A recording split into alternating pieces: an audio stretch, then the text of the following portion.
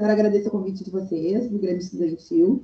É um prazer para mim estar aqui conversando com vocês. Eu sou Fernanda Melchione, sou deputada federal e candidata a prefeita pelo PSOL, né, na coligação Porto Alegre Pede Coragem. O Márcio Chagas é meu vice também, esteve conversando com vocês.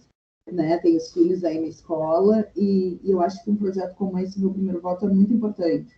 Primeiro, porque, né, votar é algo, sem dúvida alguma, muito importante, escolher bem os candidatos. E segundo, porque eu acho que a juventude é fundamental. A juventude não é o futuro, a juventude é o presente. Eu comecei a participar no movimento estudantil, talvez com a idade de vocês, acho que um pouco mais jovem. Eu tinha 14 anos, na primeira manifestação que eu participei, e me encantei, né, pela necessidade de lutar para mudar as coisas. Então, é sempre um prazer estar com o Grêmio Estudantil, conversando com os estudantes. Uma pena ser virtual, né? Mas eu não tenho dúvida que logo que a gente enfrente essa pandemia, vamos ter a oportunidade de nos encontrar presencialmente. Obrigado. Aí acho que agora a gente vai começar as perguntas. A Melissa, que é a vice-presidente do Grêmio, vai fazer a primeira. Tá bom. Então, a primeira pergunta que foi feita pelos estudantes foi: como manter uma juventude politizada, interessada e presente em Porto Alegre? Como a candidata fará para que a voz da juventude seja escutada nas decisões políticas? Olha, eu acho que, na verdade, essa pergunta ela é muito importante, porque nós estamos nos propondo a construir um governo de novo tipo. De novo tipo no sentido de ressignificar a política e a própria prefeitura. Infelizmente, há muito tempo, os espaços de poder têm sido usados como um balcão de negócios, em que a população só é ouvida na véspera de eleição e não tem mecanismos de controle popular, de controle social, de participação efetiva. Isso é muito grave, porque faz com que as pessoas se distanciem da política e não sejam sujeitos da política, e muito grave porque as decisões que dizem respeito a todos nós, o ônibus, que tem a tarifa mais cara, né, do país, que o Marquesa queria tirar, inclusive, o meio passe da juventude, entre as capitais, perdão, a tarifa mais cara entre as capitais. Políticas como a educação, como a cultura, como o lazer, sejam definidas a portas fechadas e, via de regra, sejam desmontadas. Bom, o que nós queremos fazer? Primeiro, romper com essa lógica, criando um congresso das cidades. 2021 vai ser um ano super difícil, sabe? Tem candidatos e candidatas prometendo mundos e fundos, mas não dizem de onde vão sair os recursos. A gente está enfrentando um governo que é de extrema-direita, que é o Bolsonaro, que é contra as liberdades democráticas. E em 2021, acaba o auxílio emergencial, o desemprego aumentou, a crise social aumentou. Então, a gente tem um duplo desafio: enfrentar a extrema-direita, e eu estou muito otimista que o Trump perca hoje, porque nos ajuda, né, a enfrentar a extrema-direita, mas também a gente precisa de uma prefeitura altiva que tenha posicionamento, sabe, para defender os direitos da juventude, das mulheres, dos LGBTs, dos negros e negras. E dois, ter um mecanismo de participação interno para tomar essas decisões difíceis que a cidade vai ter que tomar. Eu não vou tomar com meia dúzia dos grandes empresários, eu vou tomar com a juventude, com o Congresso das Cidades, que além de jovens, participa dos movimentos sociais populares. Nós queremos fazer também um orçamento participativo deliberativo para que as pessoas possam participar ativamente das decisões da prefeitura, porque nós queremos romper com essa velha lógica, cortar 70% dos cargos de confiança e romper com a lógica do toma lá da cá, que infelizmente todas as gestões dos últimos anos tiveram em Porto Alegre, e todos esses que já governaram entraram nessa velha, inclusive os governos do PT e do PCdoB, quando governaram 13 anos o país. Isso também é um dos elementos que levou à frustração. A gente precisa romper com isso. E é possível, viu, Melissa? Eu preciso concluir, eu sei, mas olha, eu sou oposição. Você sabe, eu sou PSOL, esquerda valendo. Eu aprovei mais projetos que o Bolsonaro em 28 anos como deputada federal, agora, na Câmara dos Deputados, sem mudar de lado, sem me vender, sem deixar de chamar o Bolsonaro de bandido criminoso, porque ele é. Mas por quê? Porque os projetos tinham apoio social, tinha pressão, eram bem feitos, e a gente conseguiu aprovar. Só que agora, e o pessoal é assim, né? Onde tem o pessoal, tem a melhor bancada, no Congresso Nacional, aqui na Câmara dos Vereadores, mas agora a gente pede a oportunidade de ter a caneta. O pessoal é o único partido das coligações que aparecem aí que nunca governou, né? Que sempre fez uma oposição coerente, nunca se vendeu, nunca se rendeu, mas não teve a caneta. Então, a gente pede a caneta. E para isso, tem que votar no 50.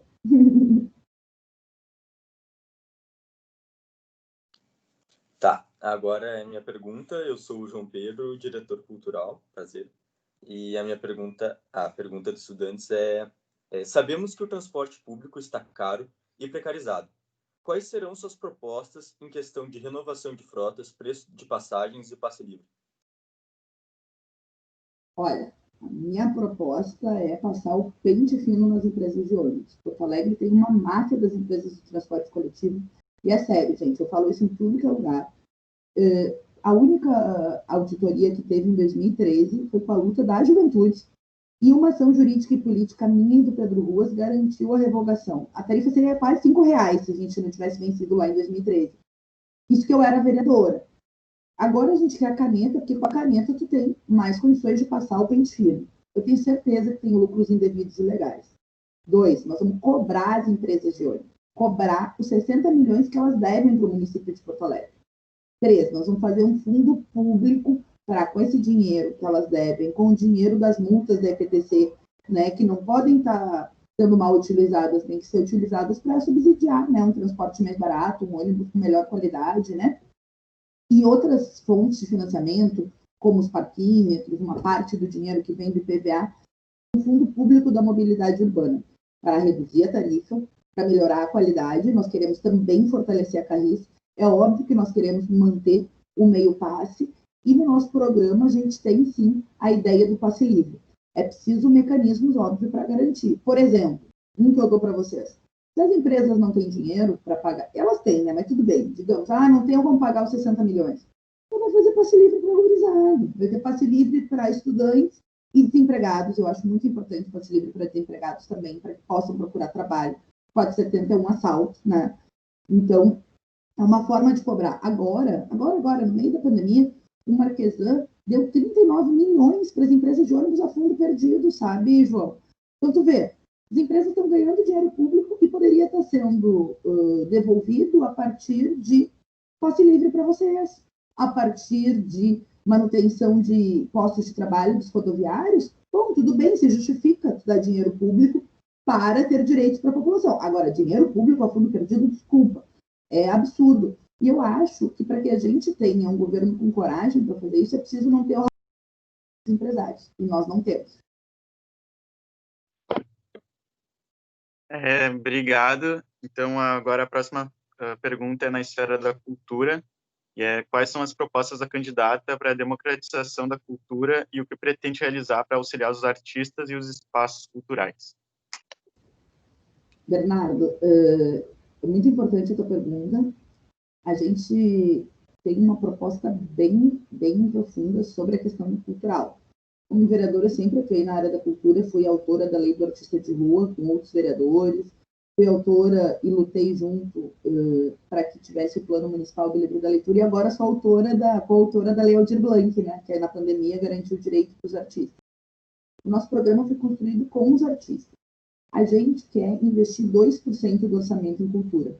Hoje, a prefeitura gastou 0,37% em cultura em 2019. Aliás, gastou mais em publicidade, comprando propaganda na televisão, né, para, infelizmente, em geral, mentir para a população, do que em cultura. Gastou 22 milhões só em cultura. Com os 2% do orçamento, a gente chegaria num valor de 120 milhões. Para quê? Claro, resgatar os espaços públicos. É evidente que tem, por exemplo, o Túlio Piva está fechado, é um absurdo. A gente precisa revitalizar o Túlio Piva, a gente precisa garantir que os equipamentos funcionem, voltar com projetos como a Usina das Artes, né, que vocês sabem, o gasômetro está em reforma há 5 anos e os grupos não sabem como vão ficar. É importante esse projeto. A gente quer ampliar o Fundo ProArte, que é um fundo público que tem editais para que os artistas possam se inscrever e ter os projetos financiados, e esse projeto financiado é apresentado para a população gratuitamente. É um projeto muito legal de descentralização, né, de financiamento da arte. E ele, há 4 anos, na prática, não ocorre com dinheiro público. Nós queremos fazer. Agora, e além disso, o Plano Municipal do Livro da Leitura. Eu sou bibliotecária, nem me apresentei, né? Eu trabalhei aí no IBGEM, atrás no Santo Inês, fui bibliotecária, meu primeiro emprego de carteira assinada foi aí atrás. Então, é uma luta muito importante para nós, né? Desenvolver os novos escritores, novos talentos, mas a gente tem que ter uma política para financiar a arte que é produzida nas periferias. Eu não gosto da ideia de dizer que nós temos que levar a cultura para a periferia. A periferia tem muita cultura. Tem muita cultura. O que não tem é um poder público que financia a cultura que a comunidade faz. Olha, posso dizer para vocês, no Morro da Cruz tem a Biblioteca Ilhará, na Mário Quintana, que a gente vê nas páginas policiais, mas eu nunca vi nenhum jornal falar de um estúdio público, né, público, dinheiro público, é estúdio que a gurizada do rap fez para galera poder gravar. Tem o Museu do Negro, tem o Museu das Ilhas, tem um monte de iniciativas da comunidade que não recebem um centavo de poder, do poder público, sabe? E a gente quer financiar esses projetos, porque é preciso descentralizar a cultura para que essa cultura que é produzida na periferia seja valorizada e tenha condições de se efetivar. Valorizar as pratas da casa, os nossos talentos, né? Que eu acho que é fundamental. E, por fim, a gente está propondo também editais específicos. Eu acho que é muito importante todos esses projetos, né, que a gente colocou. Mas vocês viram, o Açorianos fez a premiação essa semana. O título da premiação era O Corpo do Futuro. E dos 7 premiados, a ampla maioria, mais de 90%, eram projetos de pessoas brancas. E é óbvio, eu sou branca e sei, né, dos meus privilégios no sentido, num país que tem um racismo estrutural, enfim. Só que a gente não basta não ser racista, é preciso ser antirracista. A gente precisa ter editais que financiem a diversidade, que financiem a produção, né, dos negros e negras, que financiem aspectos culturais também para uma política da diversidade, para a comunidade LGBTQI+, mais peças dirigidas por mulheres. E a gente precisa mudar essa lógica. Então, a gente está propondo a criação de editais específicos para também ter esse recorte.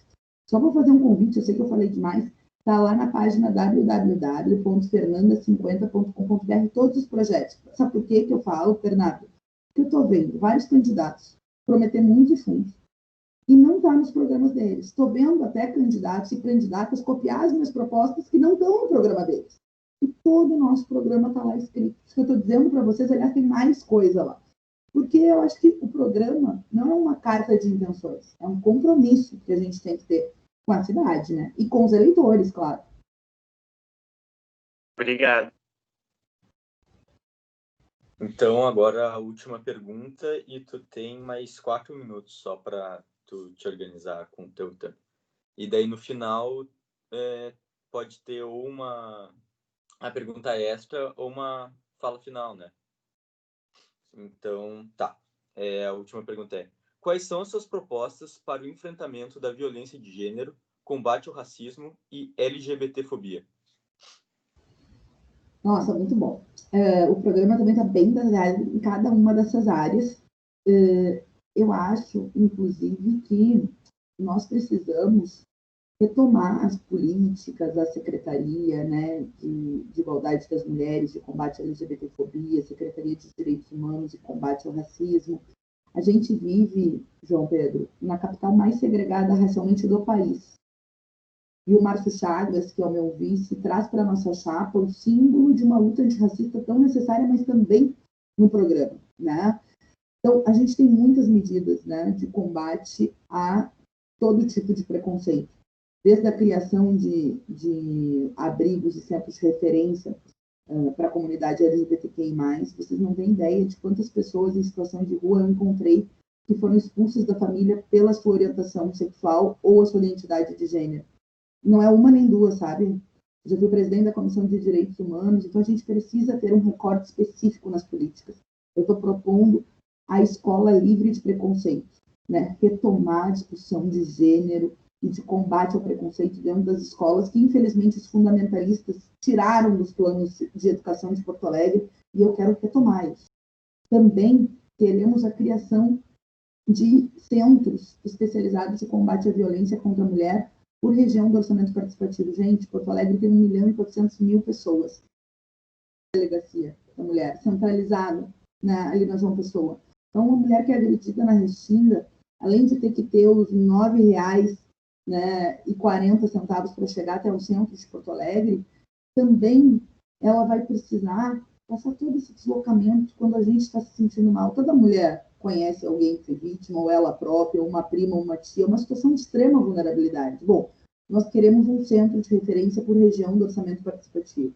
Queremos valorizar a Mirabal, né, que é um espaço que foi auto-organizado, uma ocupação de mulheres. Espaços como esse são fundamentais. E uma artesã está tentando que não se regularize a Miraval, né? Elas ganharam o terreno do Estado e falta o município ceder para esse movimento auto-organizado das mulheres. Vocês acreditam que o Marquesan não quer dar o terreno? É um absurdo.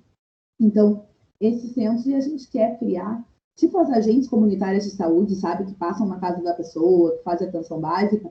A gente quer, em parceria com as promotoras legais, ter esse tipo de política de busca ativa, né? Assim como, no caso dos negros e negras, retomar o Museu do Percurso do Negro, garantir a execução da Lei 10.639 nas escolas. Agora, tem uma proposta de fundo, e eu vou concluir para ela, que eu acho que é muito importante.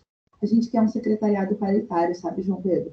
Entre homens e mulheres, entre negros e negras, entre LGBTQI+, e heterossexuais. Sabe por quê? Porque eu sou mulher. Óbvio que eu tenho muito para falar e quero combater a violência de gênero, a desigualdade salarial, quero combater a cultura do estupro. Imagine, nós estamos em pleno 2020 tendo que dizer que estupro culposo não existe, sabe? É um absurdo. Mas as mulheres também podem discutir economia, trabalho. Os negros e negros podem discutir, e devem, o combate ao racismo, mas também podem discutir cultura, lazer, economia, e a mesma coisa a comunidade LGBTQI+. E esse secretariado paritário, eu não tenho dúvida que vai mudar a forma de gestão da Prefeitura de Porto Alegre, porque a gente vai ter o recorte de gênero, né, de raça, de orientação sexual por secretaria, de forma transversal. Assim, que é isso, né? Em determinado, por exemplo, iluminação. É importante para todo mundo, né, João Pedro? Todo mundo gosta de uma cidade iluminada. Mas para uma mulher, quando tu está andando de noite na rua, ter uma luz pode ser fundamental para preservar e garantir que tu não seja estuprada. E esse olhar, né?